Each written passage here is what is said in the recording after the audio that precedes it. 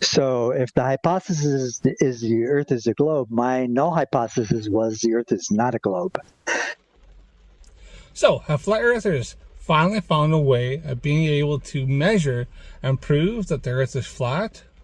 Let's find out.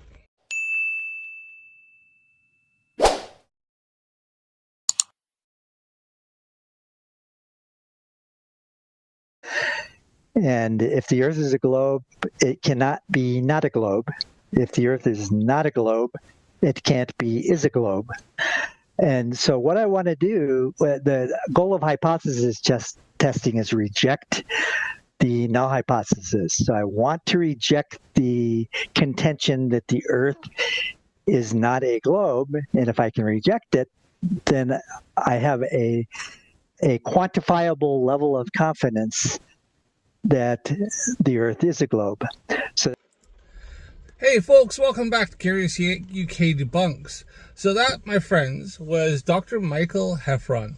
And he seems to think he's developed a way of doing the no hypothesis test method, in which he measures and times the occultation of stars over like different peaks and mountains. So first what he does is he measures the angle from wherever he is, so maybe I say 26 miles. I think he did 150 some miles to Pikes Peak. This is one of the first ones he's done. And he measured the angle, assuming the Earth is flat. Now, Dr. Michael Heffron believes in the luminiferous aether, and he believes Earth is flat. So let's just get that out of the way so you know what we're talking about here. Now, I say doctor, I mean, he's got a PhD in computer sciences. That's what's made him a doctor. So, not really a doctor of physics or cosmology or anything relevant to this subject. So, now, I do have a question about something I had seen earlier on before this debate that was on MC2 Live's channel a couple days ago. And it's something I'd seen on TikTok, a creator called 8 inches per mile squared. Also, his name is Mike Snow. And he brought up an interesting thing when it comes to Michael Heffron measuring his angle to Pikes Peak, and that is the equipment that he's using and the level of accuracy that the equipment is able to measure at, like what increments and stuff like that. Now, there is great debate and question on Michael Heffron's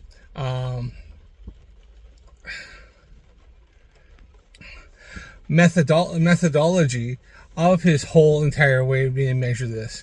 And that was the main crux of this whole debate, was looking at the methodology of Michael Heffron's new way of doing this and see if it actually has any kind of credibility and accuracy.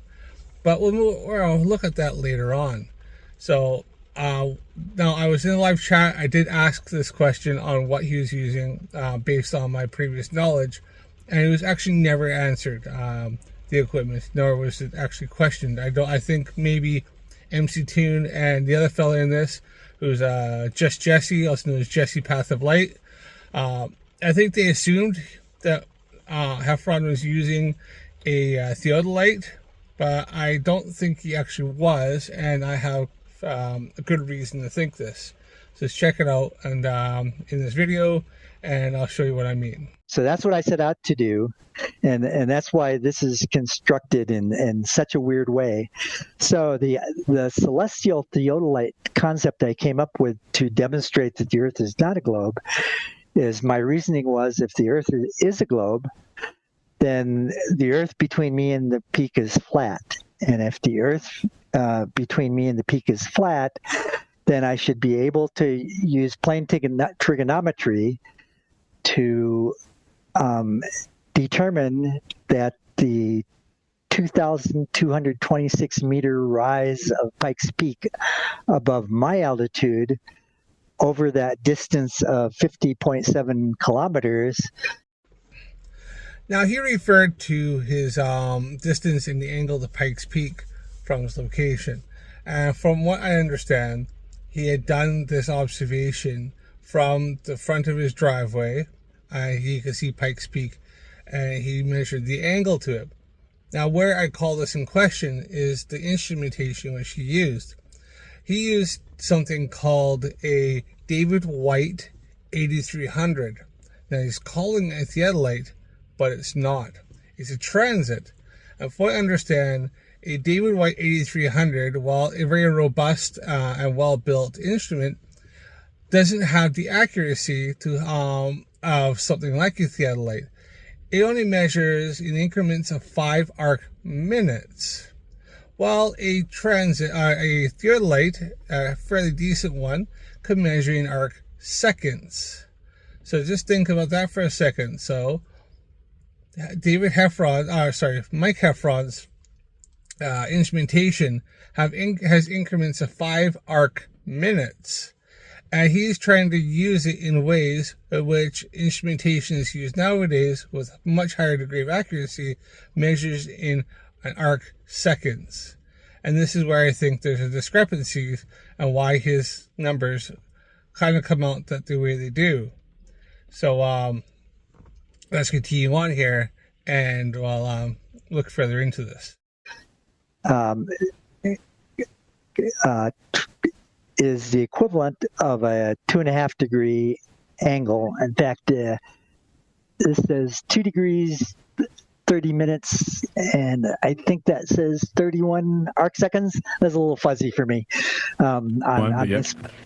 Okay, so if the Earth were perfectly flat, that's the angle I'm expecting from my house to Pikes Peak.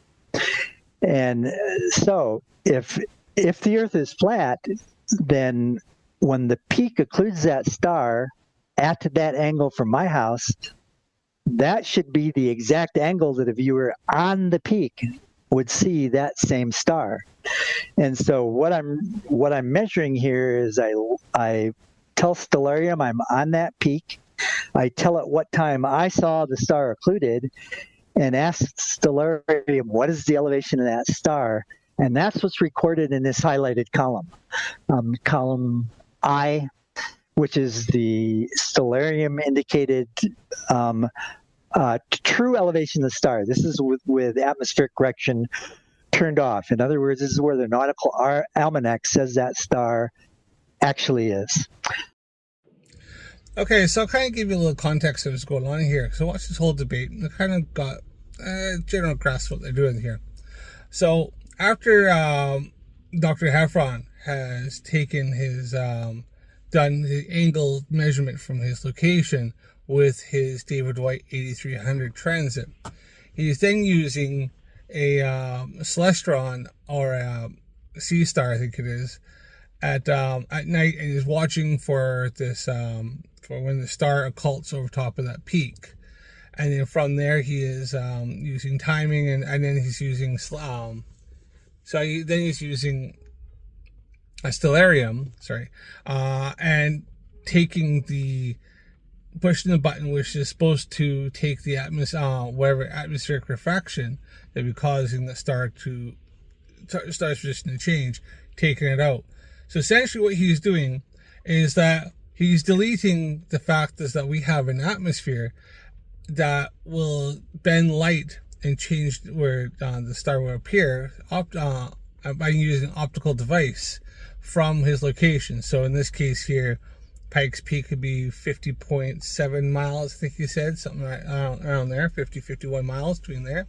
And then he's using stellarium, saying to stand on top of the peak, and he did say that. I think later on, Alan's in here, and he contends that he said that, but he absolutely did. And saying, if he's standing on the Pikes Peak, because he's seeing this, so let's just say the peak, because he's looking at the peak, he's seeing the peak there, and he's saying if he stands there, he's going to still see the star from there at the same angle, because where the star is just the top there, it should be at the same angle once he's taken atmosphere away.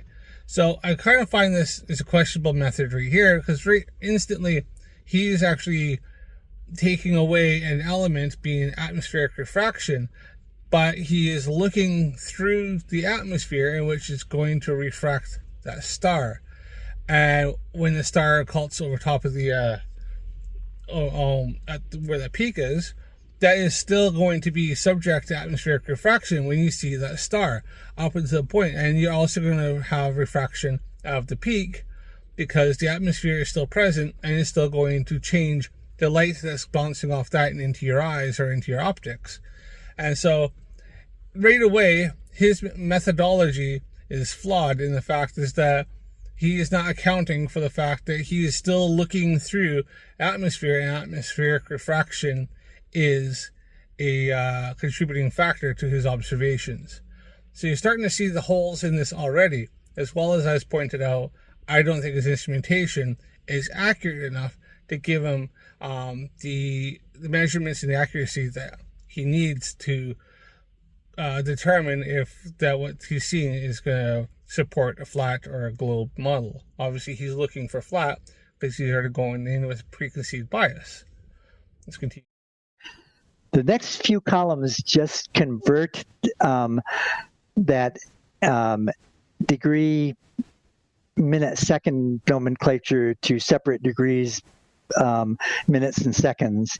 And that's so I can reassemble it into a decimal degree in the next column to the right. And then so one more column to the right. Okay, so that kind of gives you a basic rundown of kind of the methodology that Michael Heffron is using. And there are other variables that seem to obscure these results really quite easily. And that's to say, if you could use the same, look at the same peak and simply just change your distances. If you go a little bit closer, further away, it will change the results vastly on if it conforms to a flat Earth, a globe Earth, or even a concave Earth.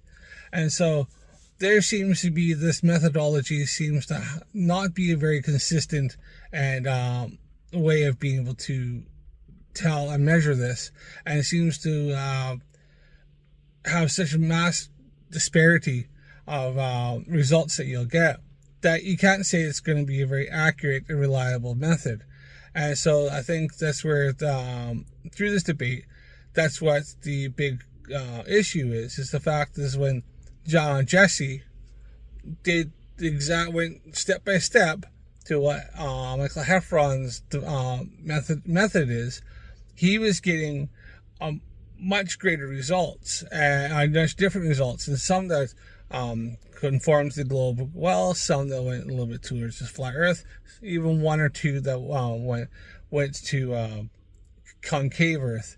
And Jesse actually was able to develop and make a program that simulated it and predicted what results you will get at any location. So he could say you're looking at a certain mountain, a certain place, distance away, and this is the results you'll get. And he could use that prediction, and he found that with that, he was able to predict the results before anybody even went and did the measurements, showing that he comprehended and had a fairly good grasp on Michael Heffron's methodology. And with that, he was able to show how it had such vast inconsistencies. It was not a very good and reliable way, methodology of proving anything. It's just got too many variables, and it doesn't work. Now, this be a reason why this isn't used to this day. We have all the equipment, we have the understanding to do this, but it's not used, and there's a good reason, because it's just a garbage method to measure distance, all angles, distances, and to show that the Earth is, what shape the Earth is. It was never used. Now, moving on, we're going to move on to a few videos that I had mentioned of Mike Snow, his account, which would be 8 inches per mile squared on TikTok. Now, he is a man that he has been learning how to use a theodolite and do some measurements. He bought a total station. I think it's actually a total station he has off of a Surveyor. He has got a lot of the books and stuff, all the training manuals, and different things like for learning how to do surveying, as well as he's gone out and he's worked with some surveyors. He's done his documents. He's had surveyors done measurements, had surveyors look over his measurements, look over his methodology, and he does this on as a hobby on quite a regular basis. But he's worked enough surveyors. He works in construction and stuff like that. He's talked to many. I think he's an electrician or something like that, but he does it on the side, and he's got a fairly good grasp of how these devices work and how to get these measurements. He's getting some measurements that really do work with what the professionals are getting. So he's definitely seems to have a talent towards this. So now let's look at Mike Snow, and when he looked over this is about weeks ago, or I don't know, maybe a month. Yeah, I think it's about a week ago, or two. And he happened to come up with this. This is what this information about the David White 8300. Let's have a look at Mike Snow's video. In other words, if the Earth is flat, which it is, then the angle to the top of Pikes Peak from Dr. Heffron's location should be close to 2 degrees 31 minutes. On a globe, the peak would be lower at 2 degrees 17 minutes, because on a globe, the Earth would have dropped 662 feet at that distance. So that was Taboo Conspiracy on YouTube. He's quite a popular content provider or creator on YouTube as far as the Flat Earth community is concerned. And he seems to agree that this Dr. Michael Heffron in Colorado measured a flat Earth with a theodolite that he recently purchased. It's a pretty cool detailed video that he uploaded about 3 months ago, and he got his information from, I believe it was Space Audits, right? Which he is also on TikTok. And just for quick reference, Space Audits is Alan, who you see in this debate or this thing, and also Sean St. Pierre, or Plagiaire, as I like to call him, because he stole Walter Bisling's model. But yeah, they run Space Audits on YouTube. And I believe he presented this this observation as proof of the flat Earth via precision measurement, right? So it's a 23-minute video that goes over all the data, and there's lots of data there, but unfortunately they failed to show the actual measurement being taken. Now, this is a very common practice when it comes to flat earthers. They will attempt to do some sort of observations, but they give very little information. Oftentimes they won't show exactly where they were, their altitude, the exact distance, or sometimes they even lie about the distance or their altitudes and their observations. Or they just won't show anything at all. They'll just say they observed this, and they'll do an animation or something like that and just make claims. And this was done with Michael Heffron's data when it came to Pikes Peak and the stars occultations. There's a lot of claims, but I don't think there's actually any observations shown or even showing where they've done this. And if you notice, like Mike Snow here, the one that's also on his 8 inches per mile squared video, our channel, as well as there's a surveyor called Baron Rutledge. They are very transparent on where they do the observations. They'll show exactly where they're standing. They'll show the area around so that people can actually look and confirm that this is where they say where they are.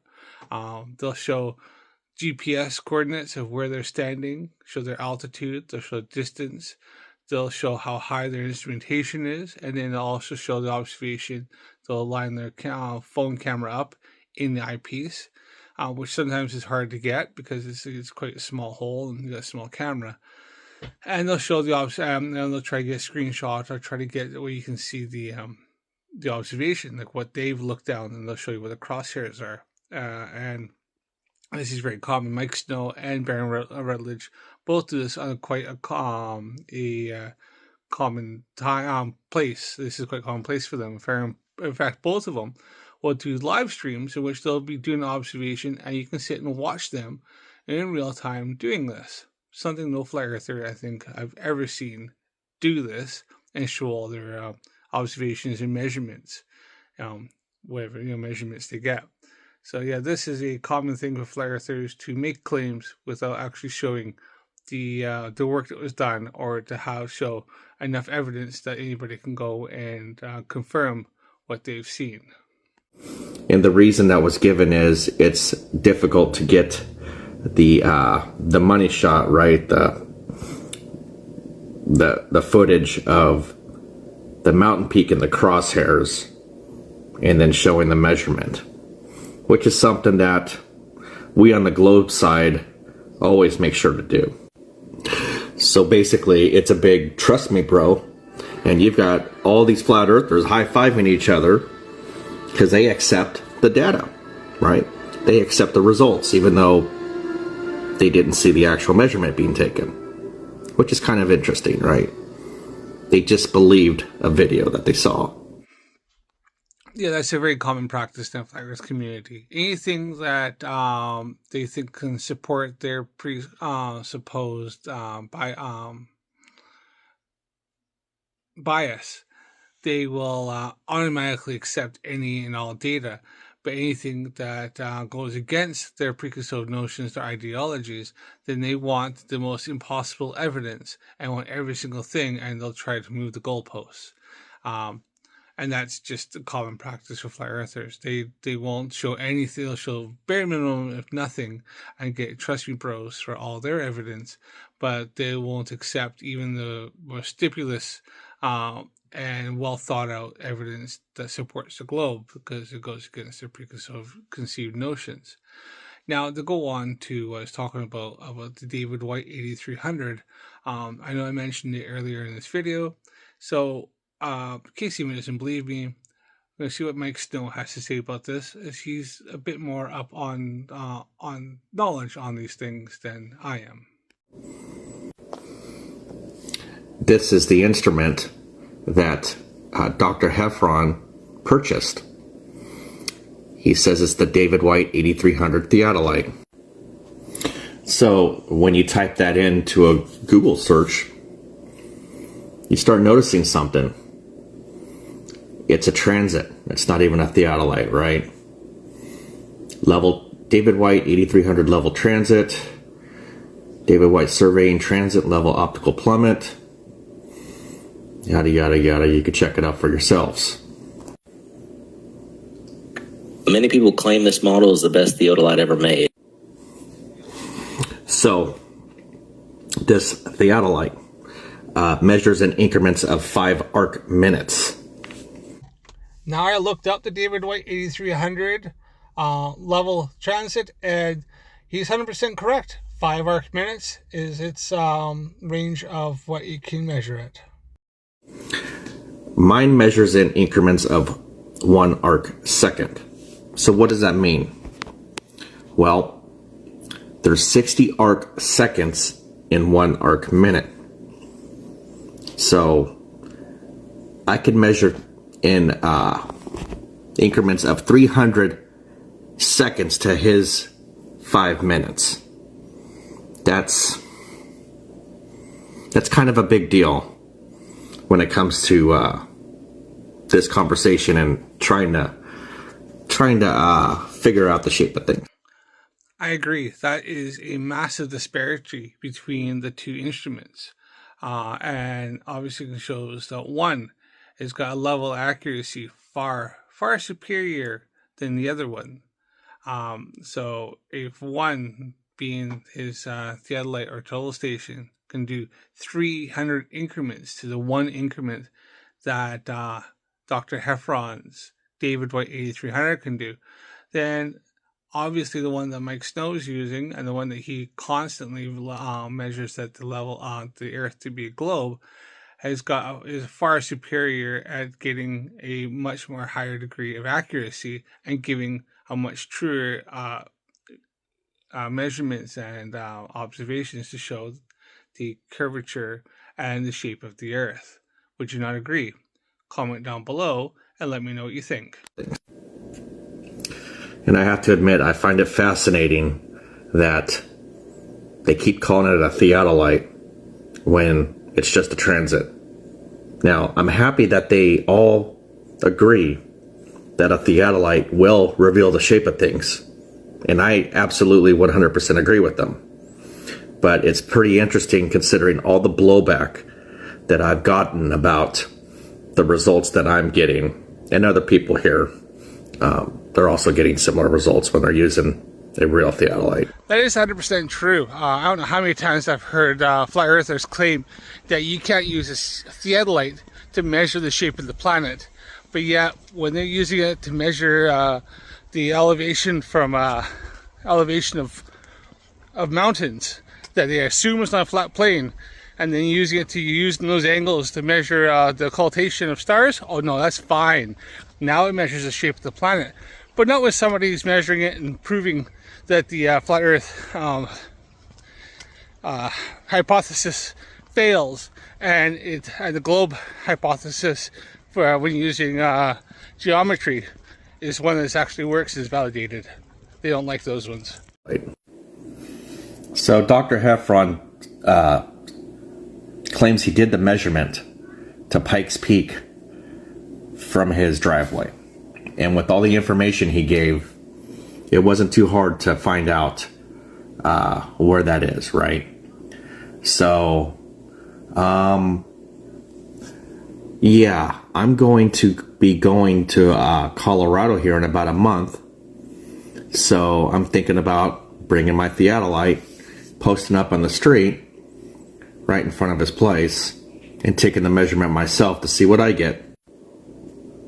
And when I do the measurement, I'm going to get a screenshot of my location, my latitude, my longitude, the coordinates, right? I'll have a good look around with my instrument set up so you could get some landmarks or markers, right? So you could verify that is where I was, right? And that'll clear up any confusion, because our opposition often leads a lot of that up for grabs, right? We have to guess and we have to figure it out ourselves. I'd rather give everyone all the information up front. That way it's straightforward.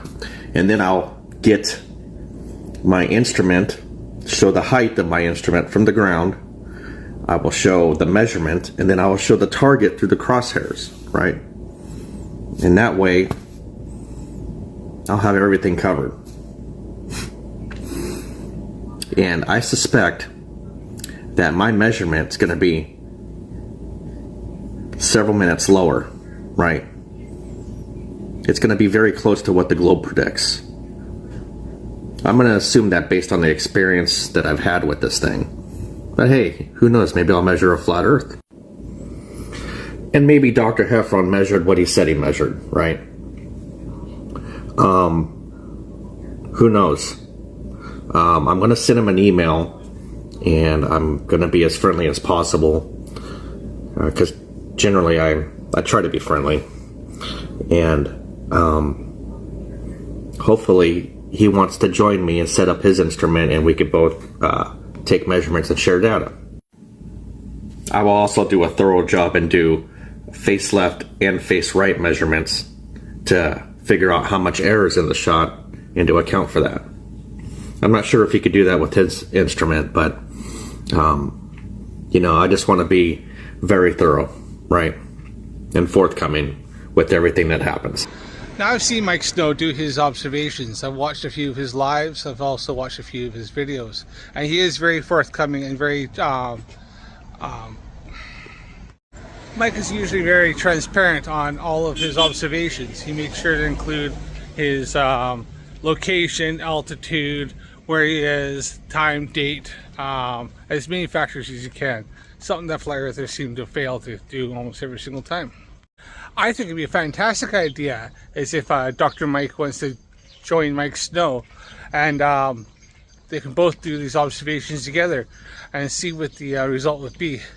But I have a pretty strong suspicion that Dr. Heffron will refuse to do that, as he knows that his observations and measurements will be falsified by a superior instrument done by somebody who actually has much more experience doing these observations and who can actually calibrate to a much greater degree and prove that their observations are much more legitimate. So he did an extra step, and apparently there's a star, 39 Aquarii, I'm probably saying that wrong. It's supposedly set right on that mountain peak, and he went on to Stellarium. He got a shot of it with his telescope, and he went on to Stellarium, put in the time and the date, and he was able to take the refraction out, and supposedly that star was at the same measurement as the flat Earth would predict. So there was two separate things that reinforced his assertion that he measured a flat Earth. He gave very clear instructions on how to take the refraction out in Stellarium. You just hit the atmosphere option on the bottom, and it'll definitely change the position of that star. So I plugged in the time and the date that he plugged in, and I got a different result than him. So with refraction, at the time and the date that he said that he used,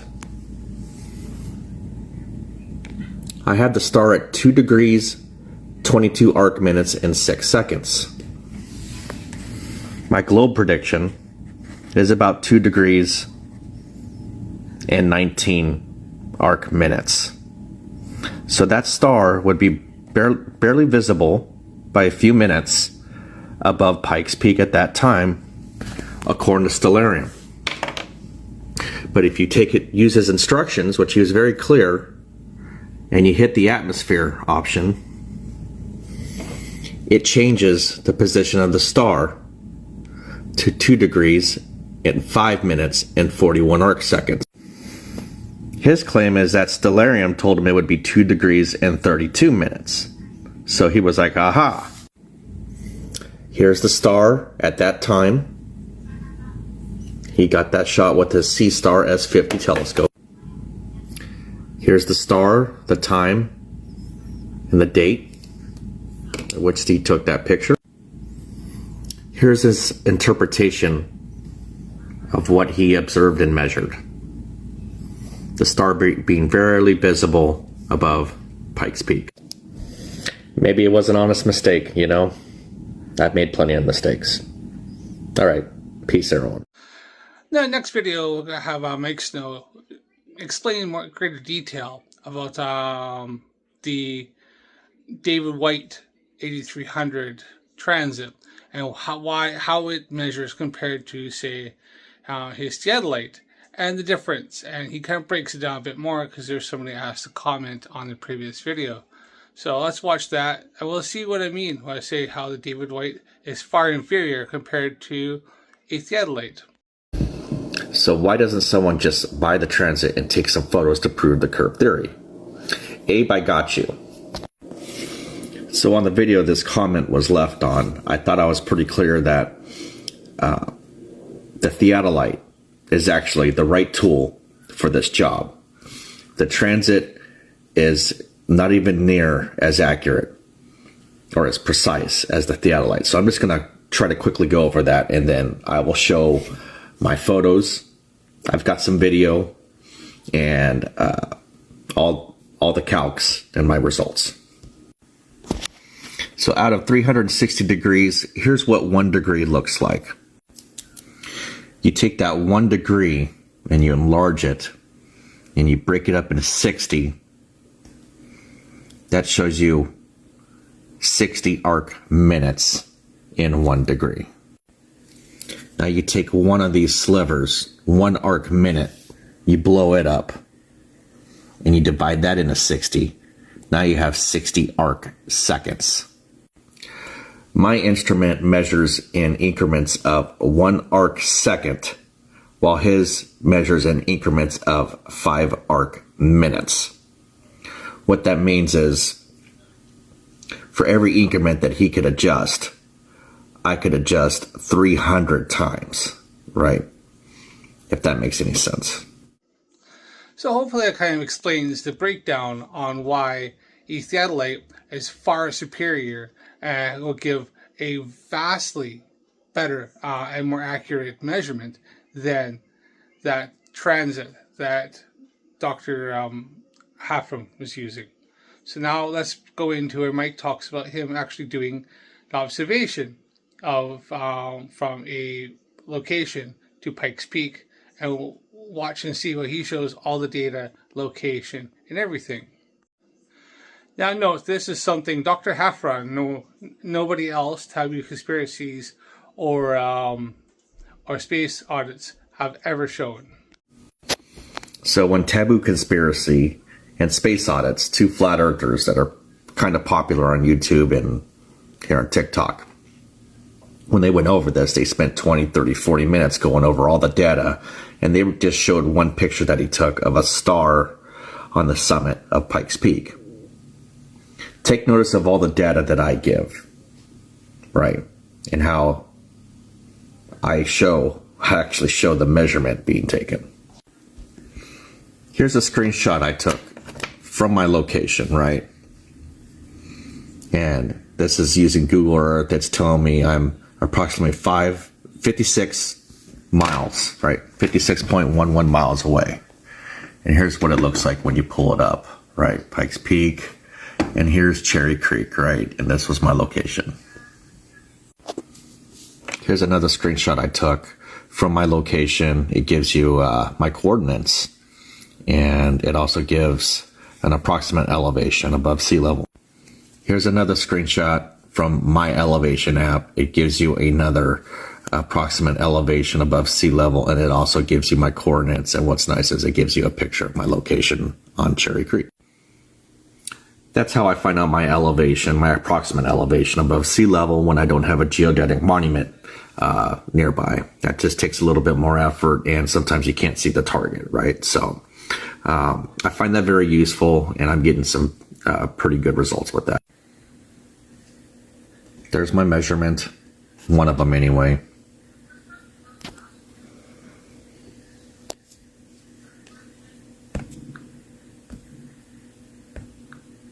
And here's Pikes Peak in my crosshairs, right?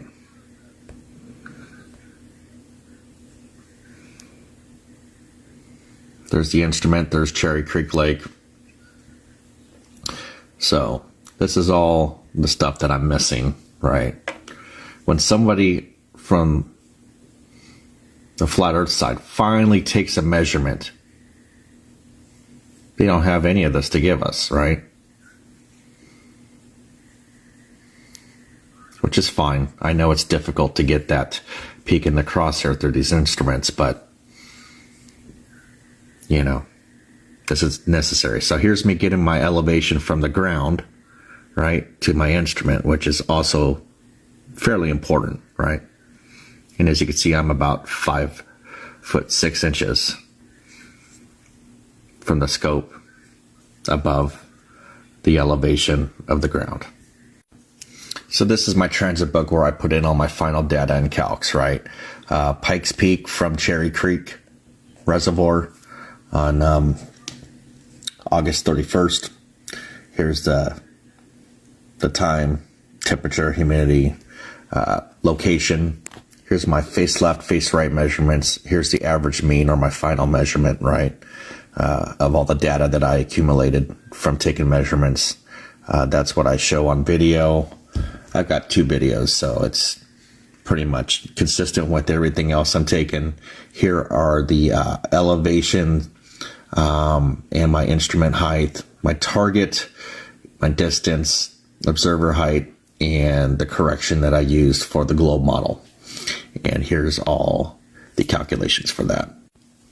Here's my calculations, predictions, and measurements for a flat earth in decimal degrees and degrees minutes and arc seconds. This is how your instrument reads, but this is just conversion to decimal form, right, to make it more easier to understand.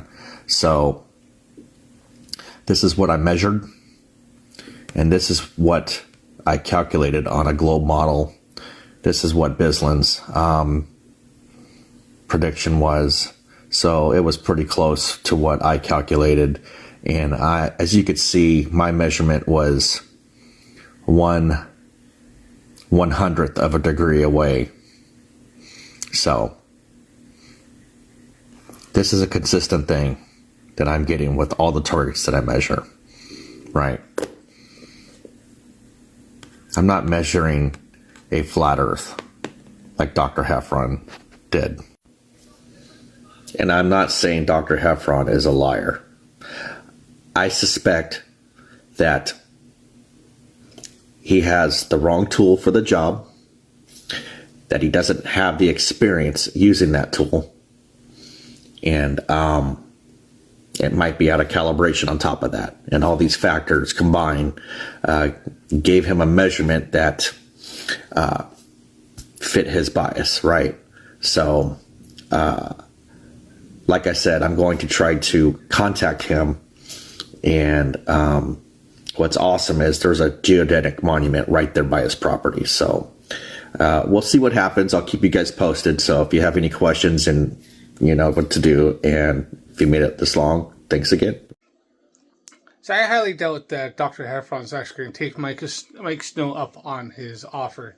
Dr. Heffron doesn't want to do any kind of measurements that are going to falsify his narrative, because he wants the flat Earth to be true. And so he goes and tries to cherry pick different data points and different things to try to confirm his bias, instead of actually going out and doing honest to goodness measurements. And I'll prove that in just a minute here.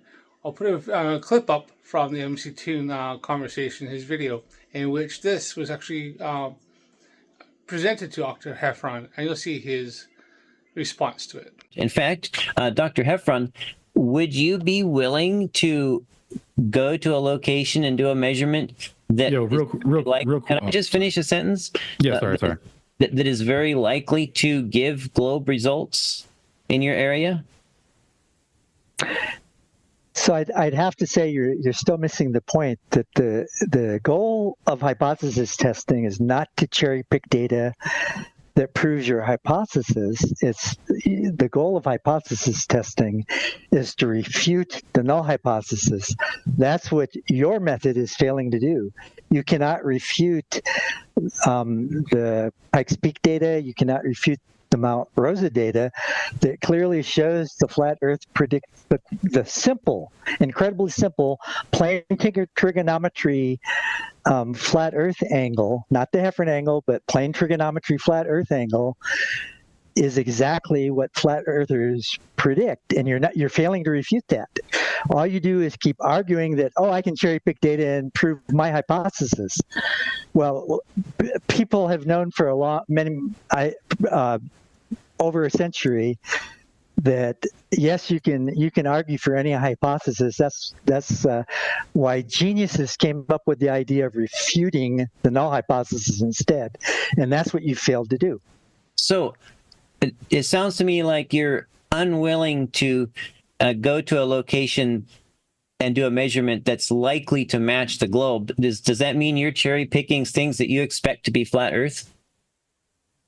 Let me see. Is this a loaded question, a false dilemma, or what? I'm not sure. But you want to change the argument from hypothesis testing to grandstanding, I guess.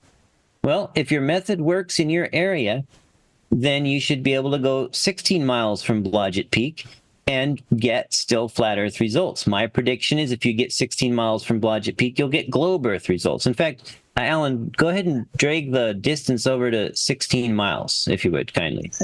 Jesse, what you're arguing is you can cherry pick the data and find things that support the globe Earth hypothesis, but what you're failing to do is refute randomly selected null hypothesis. Mike, I think what he's doing is he's showing that the methodology is the issue.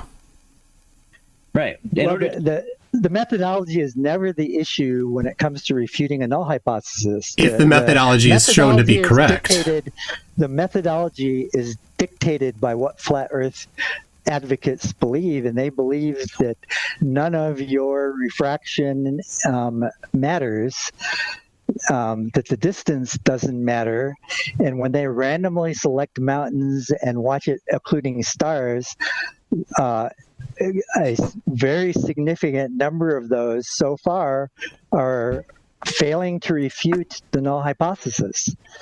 So in other words, they're coming up with the exact angle, or within a few arc seconds, within the limits of what their accuracy allows, they are coming up with the flat Earth predicted angle, thereby failing to refute the null hypothesis that the Earth is flat. The data is showing, yes, indeed, using simple trigonometry, the Earth appears to be flat. It's not being refuted. So would you be willing to put your method to the test at 16 miles from Blodgett Peak? Or the method has already been put to the test all over the world. But not You're failing to refute it. You're just cherry picking data that you find exceptions that is not refuting the null hypothesis. If you can contrive data to make a particular methodology fail, that's radically different. But Mike, moving the location isn't contriving data. That's just selecting a different location. All locations are equally valid, right? If the methodology is good, then all locations will be equally valid, right? Jesse's having to cherry pick data to make the methodology fail, whereas but you're cherry picking data too. Randomly selected data shows that it's agreeing with the flat Earth predictions. But it looks like it looks like you're cherry picking data too, Mike. Since you won't take a random location that he's chosen as 16 miles. He's not choosing a random location. Like 7 or 8 times. He's wanting me to go to a cherry-picked location.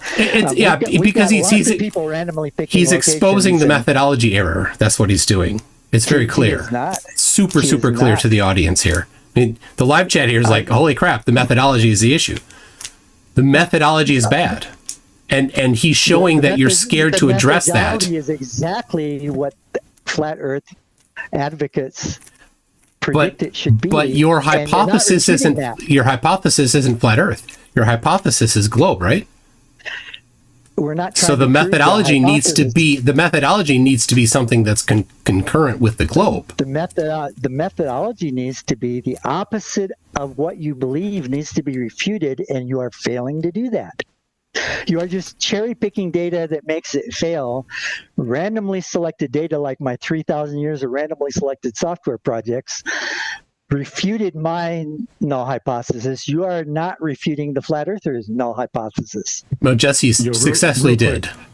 Real quick, can anyone show where Mike cherry picked data, whereas Jesse specifically said, I designed a simulator by refusing to test it in any particular location?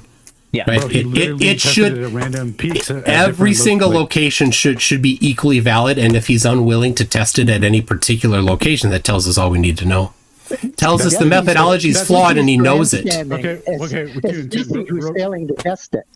Dude, real quick, how was the place selected for him to go and test the methodology? Was it cherry picked from the simulator? All right. So now that that's cleared up. Can anyone substantiate that Mike cherry picked it? He's cherry picking by refusing to test another location. He may not have prior to. I looked outside my now, window Jesse, and measured the peaks that are there. Jesse, would you be willing to go 16 miles from this mountain peak? And you and I could go there and measure it. How about that? Yeah, if I was in Colorado, I'd be glad to. Yeah, I mean, we could take a trip there, Jesse. How about maybe that, or maybe some other location that, right? Oh yeah, I'd love to do something like that. Yeah, from your house. Maybe we could do a range of distances from the same peak and see if we get variations or if we get consistency. That'd be really cool. Nice.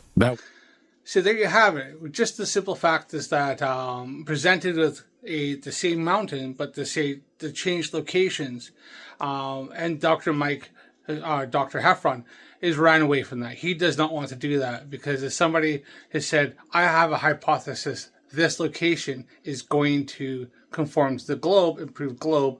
And so Heffron's going to run away from that because he does not want to do that. Is Dr. Heffron cherry picking data? I think 110% he is. I wouldn't doubt if there's many more observations or measurements he's done that he's refused to put up because it conformed to the globe too well.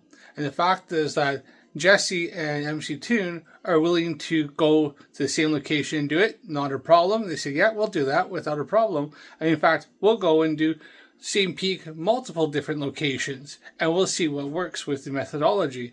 And Dr. Mike has simply ran away from that because he knows for a fact his methodology is flawed and won't work. And they're exposing it that his whole method and his way of trying to say, he says, is proving the flat earth is a fundamentally flawed process that doesn't work, and all it does is just give random things. You might as well just be rolling dice and saying, I'm writing down the numbers. That's pretty much all they're doing, and it's exposed that. And you can see Alan started panicking because he realized they're being exposed, and they got exposed to this whole thing anyways. Watch MC Toon's video if you want. In fact, definitely go do that. After subscribing to my channel, go to MC Toon's. And watch the whole debate. But yeah, they completely, Alan started panicking at the end here when he realized that Dr. Mike was getting exposed and his whole method was fraudulent. But that, yeah, so that being it, that's it. I just wanted to put up the whole thing, which I think Dr. Mike is also using a very inaccurate equipment, and I don't think he has the methodology as well as the experience using that equipment to be able to account for its shortfalls and failings, and the fact this inaccuracy that you can only measure in 5 arc-minute differences, and that is completely obscuring his results. And I think maybe he does know this, and he knows that with that, because it obscures the results, he can fudge numbers a bit and put it more towards, proving his flat earth. And that way he can keep going with confirmation bias. But thanks for watching. Don't forget to follow me for more videos. Click the like button, click the thumbs up, click the bell if you want to see more, and please subscribe. It doesn't cost you anything, helps me out loads. Thanks again, and remember people, stay curious. Stuff like that's why people quit flat earth, dude.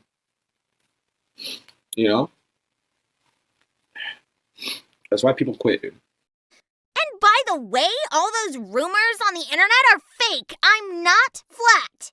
I'm not hollow on the inside, and there's definitely no reptilians inside of me!